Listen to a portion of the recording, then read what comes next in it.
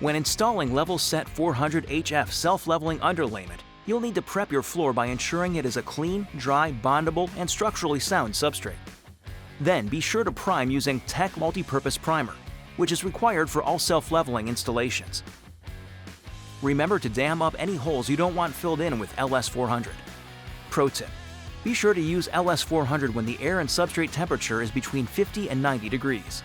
Start by mixing 2 to 3 bags of Level Set 400 HF with 6 to 6.25 quarts of clean, cool, potable water per bag.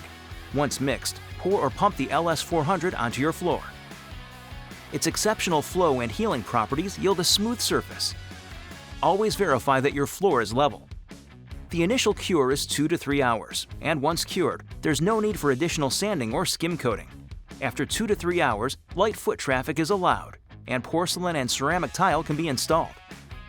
After 15 hours, moisture-sensitive floor coverings can be installed. Please refer to the TEC Level Set 400 HF product page.